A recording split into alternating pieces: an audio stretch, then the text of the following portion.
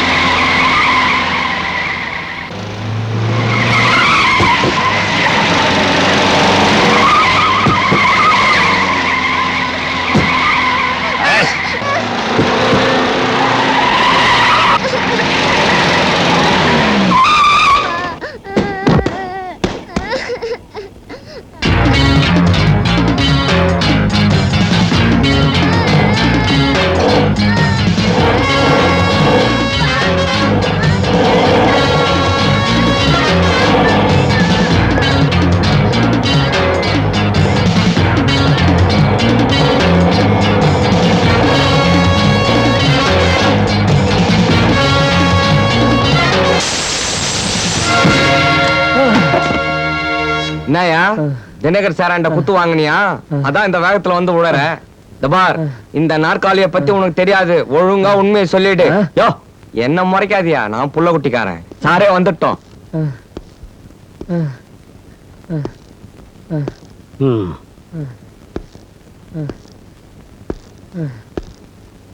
கோர்ட்ல உண்மையை சொல்ல வந்த குமாரை எதுக்காக சுட்ட?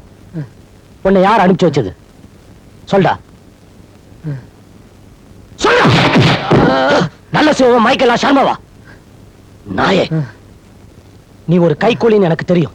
உன்னை முடிக்க விட்டது யாரு? சொல்ல. உனக்கு இன்னும் 10 நிமிஷம் டைம் தரேன்.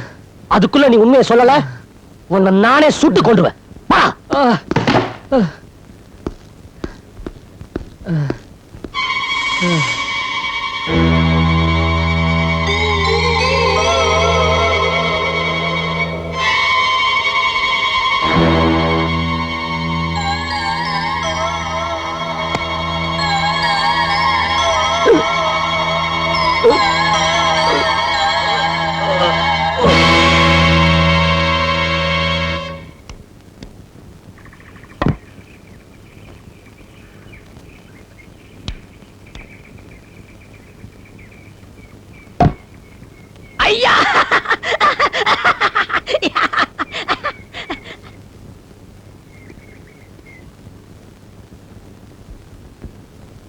அப்பா சீக்கிரமா பந்த போடுவா.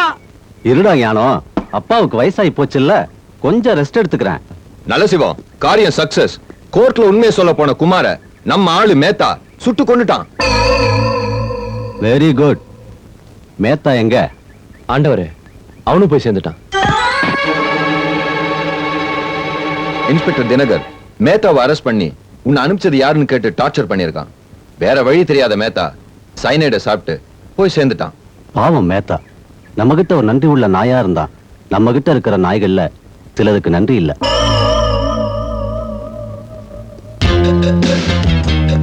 அந்த நாய பல்ல புடுங்கினாலும் நகத்தால நம்மள பிராண்டிடும். அதனால பரலோகத்துக்கு அனுப்புறதான் சரியான வழி.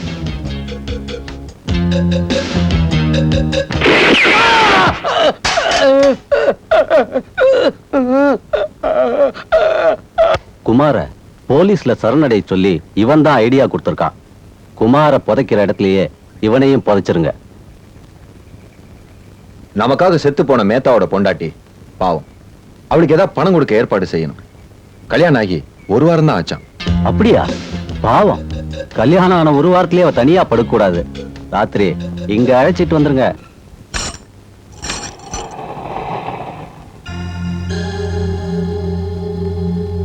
என்ன தினகர், மேத்தாவோட பொண்டாட்டி இருக்காளன்னு பாக்குறீங்களா?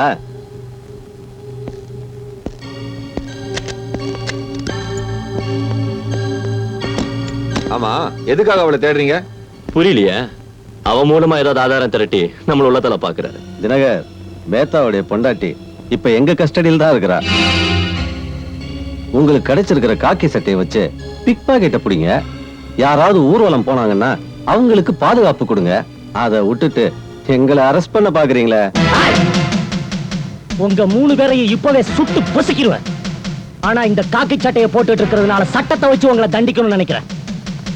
அத நான் செய்யல. நான் ஒருத்தருக்கு பிறந்தவன் இல்லடா.